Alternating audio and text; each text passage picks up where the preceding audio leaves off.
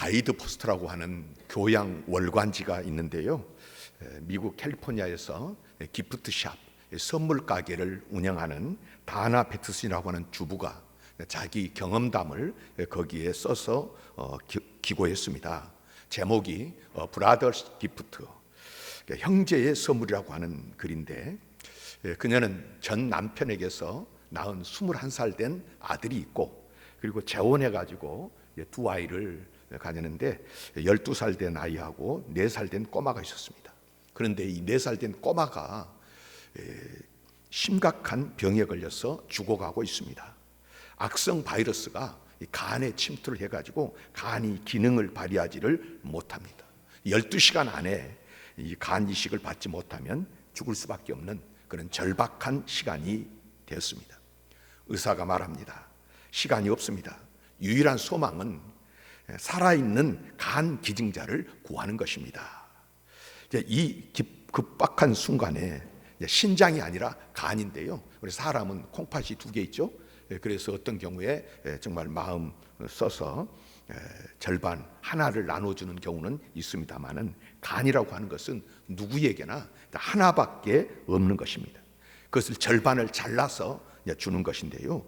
이 같은 위험한 수술을 해주겠다고 나서는 사람이 어디에 있겠습니까? 그것도 12시간 안에. 모두가 염려하고 또 걱정했고, 이 어머니는 안타까움에 발을 동동 구르면서 초조해하고 있는데, 전 남편의 아들인 21살짜리 제이슨이 자원했습니다. 자기의 간을 나누어 주겠다는 것입니다. 그런데 알고 보면 이제 이부, 아버지가 다르죠. 그런 어머니는 같지만은 아버지는 다른 아이인데, 체질적으로 맞을까 걱정을 했지만은 다행히 맞은 것 같다는 것입니다. 이런 불안한 가운데 수술을 받게 되는데, 이 제이슨이라고 하는 아들과 4살 난 딸을 동시에 수술실에 넣어놓고는 수술 받는 동안에 그 12살 된 그 딸하고 둘이 수술실 밖에서 무릎을 꿇고 하나님 앞에 간절히 기도합니다. 잘못하면 한꺼번에 2 아이를 잃을 수도 있고요. 초조, 불안, 염려, 걱정, 그 부모의 심정은 오직했겠습니까? 이제 그렇게 힘들어하고 기도하는데, 또 한편으로는 감사한 생각이 들었습니다. 엄격히 말하면 자기 친동생도 아닌데 생명처럼 소중한 간을 나눠주겠다고 수술실에 그 아들이 들어갔다. 그 자원하는 마음이 너무도 감사한 것입니다. 이 아들이 너무 고마운 것이죠. 이 같은 강팍한 세상에 이렇게 참 자기를 희생하는 아들이 바로 내 아이다. 사랑하는 마음과 고마운 마음에 감사 기도가 나오는 것입니다. 그러면서도 수술 자체를 생각하면 걱정입니다. 둘 다 수술을 잘할 수 있을까? 한편으로는 걱정, 한편으로는 감사. 이렇게 초조한 가운데 수술을 했는데 잘 맞춰서 둘 다 성공적으로 건강을 찾았습니다. 이것이 바로 브라더스 기프트입니다. 형제가 준 가장 귀한 선물입니다. 이 일을 놓고 어머니는 깊이 하나님께 감사했습니다. 여러분, 언제나 감사와 염려는 엇갈리는 것입니다. 감사하면서도 한편은 수술하는 거 염려하고, 한쪽으로는 걱정이 됩니다. 다시 생각하면 감사합니다. 이쪽에서 보면 걱정, 저쪽에서 보면 또 감사할 수 있는 것입니다. 이것이 세상사입니다. 그래서 아주 좋은 여건에서도 원망, 불평으로 사는 사람이 있고요. 남 보기에는 참 비참하고 저렇게 살까 하지만은 생각이 달라요. 그래서 감사하며 살아가게 되는 것입니다.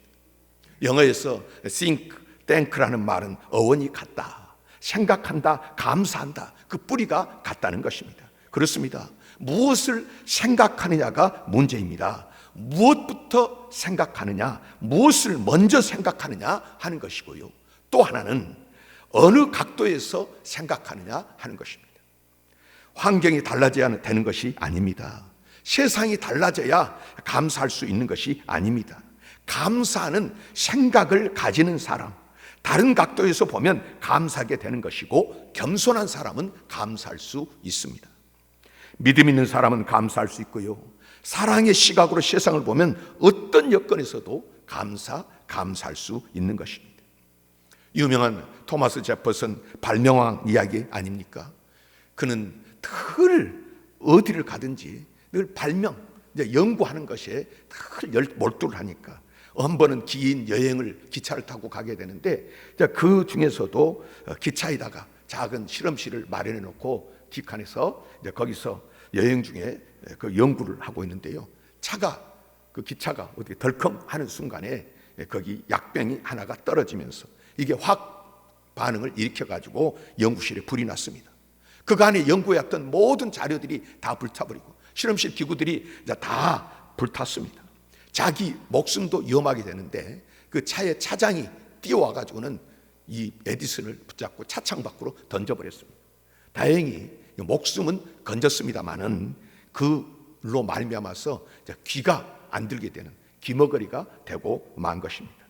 한평생 많은 연구를 했고 많은 발명을 했습니다. 발명왕이라고 하는 그런 명예도 얻었습니다마는 많은 사람들이 묻습니다.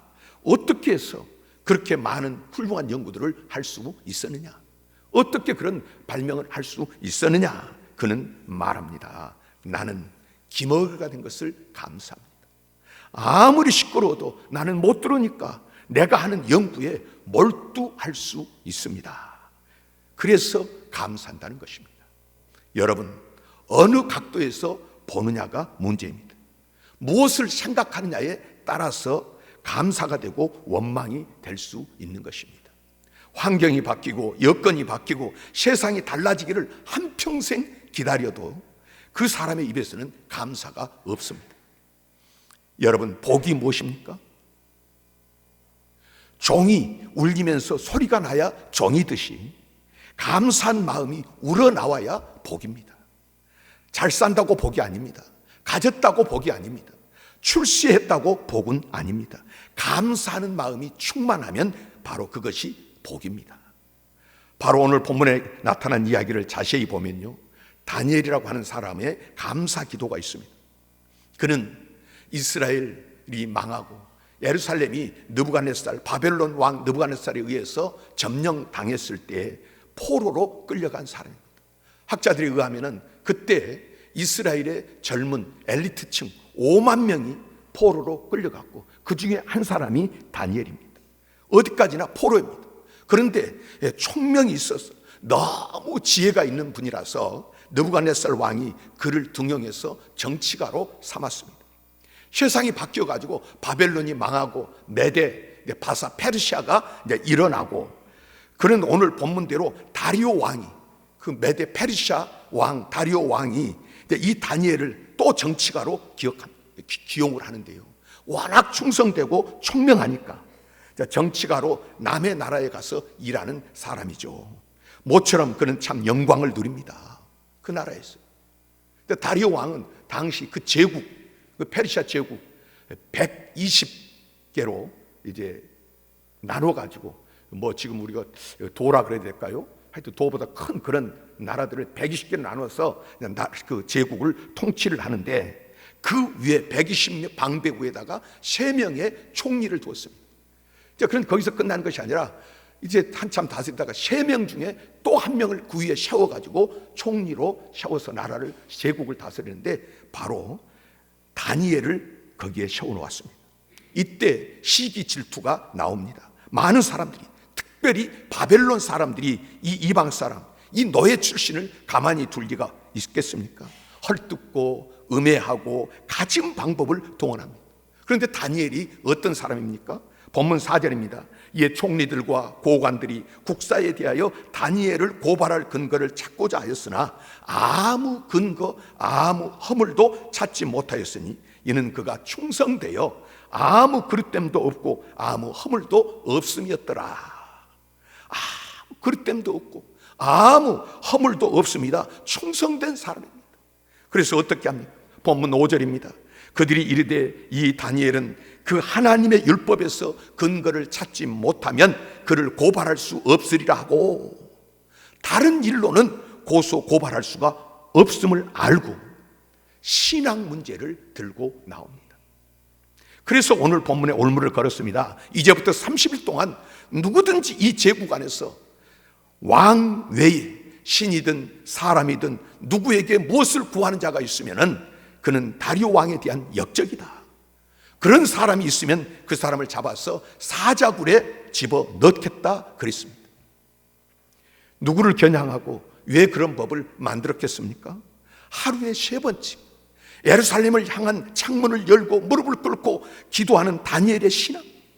다니엘은 그런 신앙을 가지고 있는 사람인 것을 온 세상 사람들이 알고 있었기 때문에 그 삶의 패턴을 알고 다니엘을 걸고 넘어지려고 그런 법을 만든 것입니다.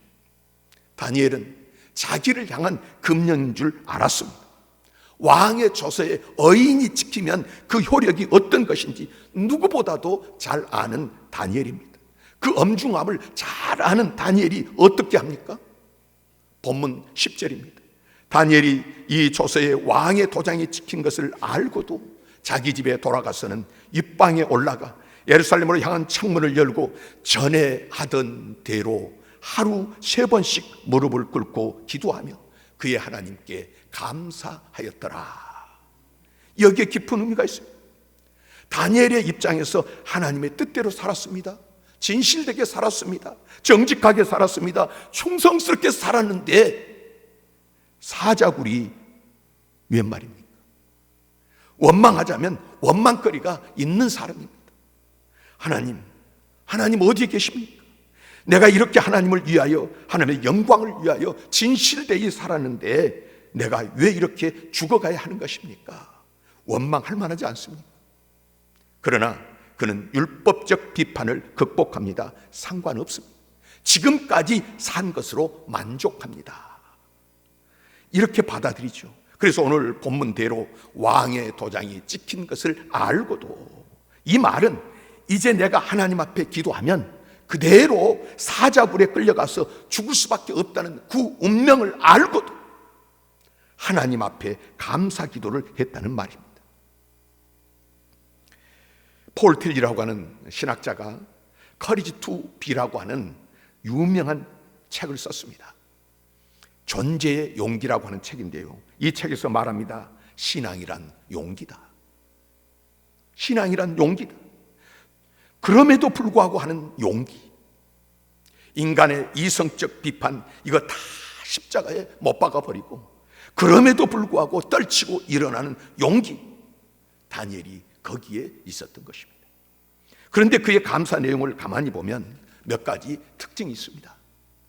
먼저는 전에 행하던 대로라고 했습니다. 오늘 처음 있는 일이 아닙니다. 감사라고 하는 것은 액시던트가 아닙니다. 우연히 어느 날 일어난 일이 아니라는 말입니다. 감사는 체질이 돼야 되고요, 성품이 돼야 됩니다. 오랜 동안 같은 행위가 반복되면 습관이 되고 그 습관이 계속되면 성품이 되는 것입니다. 이런 면에서 지금은 많이 좋아지고 달라졌지만 우리는 보면 체질적으로 감사할 줄을 모르고요, 칭찬할 줄을 모르고요, 고마웠다는 말을 잘 할 줄 모르는 것이 큰 약점입니다. 조그만 일에도 그저 고맙고 감사합니다, 고맙습니다 하는 것이 어렸을 때부터 체질이 되고 습관이 되고 문화가 되어야 앞으로 어떤 큰일을 만나도 감사할 수 있는 것 아니겠습니까? 어느 순간에 돌발적으로 그런 위대한 감사가 있을 수 없는 것입니다. 제가 몇 번 간증했습니다마는 우리 교회에 제가 부임해가지고 우리 그때는 반찬을 만들어서 독거노인들 나눠주는 그런 일들을 우리가 봉사를 했었는데요, 그때 그 일을 먼저 했던 권사님을 한 분 모시고 왔습니다. 근데 그 권사님이 우리 교회 와서 이제 강의도 하고 그랬는데, 얼마 있다가요, 이제 제가 참 충격적인 소식인데 그 권사님이 암에, 간암에 걸렸네. 그래가지고 죽게 되는데, 처음에 그분 이야기 들어보니까, 간증을 들어보니까 병원에 갔는데 의사 선생님이 진단을 해보고 다 검사를 해보더니 이제 조용히 앉혀놓고는 암입니다, 말기입니다, 이제 얼마 못 삽니다. 이럴 때 어떻게 해야 됩니까? 그런데 이 권사님이 거기서 하나님 감사합니다, 감사합니다. 의사가 화를 팍 내면서요, 아니 내가 이 말을 어떻게 전해야 될까 고민하고 지금 전하는데 감사합니다, 어떻게 그럴 수 있냐고. 그럼 내가 무슨 말 하냐고. 이 감사한 일이죠. 그런데 결론적으로는 권사님 뒤에 완전히 나았습니다. 나아가지고 다음에 또 여기를 한번 오셔서 만나는데요, 감사가 돌발적으로 어느 날 어떻게 되어지는 것이 아닙니다. 조그만 일에도 감사합니다. 감사합니다. 체질이 되고 습관화가 돼야 되는데요, 우리 정치 문화를 한번 보십시오. 한 번이라도 수고했습니다, 잘하셨습니다, 감사합니다, 이런 말 하는 거 들어보셨습니까? 너무 인색합니다. 조그만 일에도 원망 없이 감사합니다, 고맙습니다, 이렇게 된다고 하면 얼마나 좋겠습니까? 미국에서 유학한 어느 목사님이 쓴 글을 보았는데요, 어느 가정에 초청을 받아가지고 식사를 같이 하게 됐습니다. 근데 그 집 아주 어린 꼬마 아이가 있는데, 어린 아이들이 앉는, 식탁에 앉는 그 높은 의자 있지 않습니까? 아이가 이제 거기 앉아서 식사를 같이 하다가 이 숟가락을 떨어뜨린 거예요. 떨어뜨리니까 엄마가 이제 그걸 주워다가 씻어가지고 아이에게 주었습니다. 그 아이가 그 숟가락을 가지고 다시 먹으려고 하는데, 그때 순간 엄마가 발을 쾅쾅 두드립니다. Say something. 뭔가 말해라, 그러더라는 겁니다. 얘가 눈이 희둥그레져 가지고 어찌할 바를 모르고 있는데, 또 엄마가 say something, 뭔가 말해. 아이가 금방 울상 눈물이 떨어질 것 같은 순간에 엄마가 말합니다. Say thank you. 고맙다고 해라, 감사하다고 해라. 그제 아이가 깨닫고 Thank you, mom. 엄마 감사합니다 하고 이야기를 하니까 그때야 먹어 하더라는 것입니다. 무슨 이야기입니까? 고맙다는 거요, 감사하다는 거요, 하루아침에 되는 게 아니라는 말입니다. 가르쳐야 합니다. 훈련해야 되는 일. 조그만 일에도 감사합니다, 감사합니다, 감사합니다, 감사해요. 엄청난 일에 당했을 때, 그렇게 감사하는 것이 체질화 됐을 때, 힘든 일을 만나도, 어려운 일을 만나도 감사합니다 할 수 있는 거지, 이게 하루아침에 되는 일이 아니라는 것입니다. 그렇지 않습니까? 또한 오늘 주신 말씀에 보면 하루에 3번씩이라고 했습니다. 일상화됐다는 말씀입니다. 하루에 식사를 3번 하기 때문에 영적으로도 하나님 앞에서 3번 시간을 정하고 꼭 그 시간에 하나님 앞에 기도하는 것, 감사하는 것, 그것이 일상화되었는 삶을 다니엘은 살았습니다. 또 하나 있습니다. 공개적으로입니다. 이제 죽음이 눈앞에 있는 걸 알면서 당당하게 비굴하지 않게 공개적으로 하루 3번씩 무릎을 꿇고 기도하면서, 다 그전에도 알고 있었는데 이제 법을 만들어 놓고 다 눈을 뻘게 가지고 한 번만 너 거기서 기도하면 이제 잡아가 죽인다, 사자굴에 집어넣는다, 다 지켜보는데도 당당하게 무릎을 꿇고 기도하며 감사를 드렸습니다. 기도하는 마음이 아니고는 감사할 수가 없습니다. 세상으로 생각하면 얘기가 달라집니다. 그는 기도합니다. 무엇을 감사했느냐? 바벨론 포로 생활 가운데 지금까지 이와 같은 영화를 누리며 살았어요. 감사지요. 느부갓네살의 사랑을 받고 오늘은 다시 벨사살의 사랑을 받고 이제 3번째로 다리오 왕 제국이 바뀌는데 계속 쓰임받고 높임 받았으니 감사하지 않겠습니까? 감사합니다. 이대로도 감사합니다. 그는 신앙적으로 살았습니다. 비록 외국에 살고 이국 땅에 이국 문화 속에 살고 있지만은 음식을 가려 먹고요, 우상 숭배를 안 하고요, 죄와 타협 없이 의롭게 정의롭게 거룩하게 선문의식을 가지고 살았습니다. 이제 그는 하나님을 믿고 의지하는 것 때문에 죽게 됩니다. 그러나 그는 감사합니다. 여러분, 감사는요 만족하면서 오는 거지 않습니까? 만족하니까, 어떤 정신적으로나 육적으로나 뭔가 만족해야 감사하는 것인데요, 만족 없는 감사가 있다고 하면 그건 조건부요. 조건부 감사예요. 우리 여기 대형 마트나 백화점 가면은 이제 물 한 병이라도 사서 나오면은 입구에서 서가지고 인사하는 사람 있죠? 감사합니다. 자, 그런데 그 감사는 뭐예요? 거기까지 끝내면 좋은데 감사합니다 인사하고는 또 오십시오. 조건부 감사. 또 와달라고 감사. 우리는 하나님 앞에 감사를 하든 헌금을 하든 봉사를 하든 이것은 절대로 대가성이 되어서는 안 됩니다. 조건이 붙으면 안 됩니다. 오늘 본문에 이제는 복 받을 것도 없고요, 상 받을 것도 없어요. 왜요? 이대로 죽으니까. 그런데 그는 이대로 죽는데 오늘 말씀 10절 하반절에 뭐라고 되어 있습니까? 무릎 꿇고 기도하며 그의 하나님께 감사하였더라. 이대로 만족합니다. 거룩한 백성으로 의롭게 선하게 살고 깨끗하게 믿음으로 살다가 죽어갑니다. 하나님 감사합니다. 바로 그러한 위대한 감사요, 절대적 감사입니다. 그리고 생명을 하나님께 위탁하면서 저는 지금 주님 앞으로 갑니다, 감사합니다, 이것 아니겠습니까? 내가 이 땅에서 총리로 살고 높임받고 존경받고 영광을 받았지만 이 땅의 전부가 아닙니다. 이것보다 더 굉장한 우리 주님이 나를 위해서 예비한 그 나라, 나는 갑니다. 그것에 대한 감사입니다. 감사에 대한 이야기를 자주 할 때 우리가 듣는 유머가 있지 않습니까? 어느 곳에 착한 이발사가 한 사람이 있었는데요, 한 신부가 이발소에 왔습니다. 정성껏 이발을 잘 해둔 다음에 그저 하나님께 봉사했다고 생각하겠습니다. 이발료는 내지 마시고 그냥 가시죠. 저도 하나님 일 좀 하고 싶습니다. 아이고 고맙습니다. 이 신부가 감사하다고 하고 가서 생각하니까 너무 고마워요. 그래서 우편으로 기도문 책을, 교회에서 쓰는 기도문 책을 몇 권 우편으로 보냈습니다. 이것을 배달받았습니다. 그 다음에 또 순경이 와서 이발을 하게 되는데 순경이 이발을 다 하고 나서 돈을 내려고 하니까 내지 마세요. 저도 지역사회에 봉사한 셈 치고 좋은 일 한번 하고 싶습니다. 아, 그러세요? 그리고 돌아가서 가만히 생각해 보니까 또 그렇게 고마울 수가 없습니다. 참으로 고마워서 또 거기에다가 편지 한 장과 도넛 몇 개 봉투에 넣어가지고 그 이발소 문 앞에 가져다 놓았습니다. 다음 날이요, 국회의원 한 분이 왔습니다. 또 이발을 다 해드린 다음에 저도 국가에 대한 봉사라고 생각하겠습니다. 그러므로 이발료는 안 내셔도 되겠습니다 하고 보냈습니다.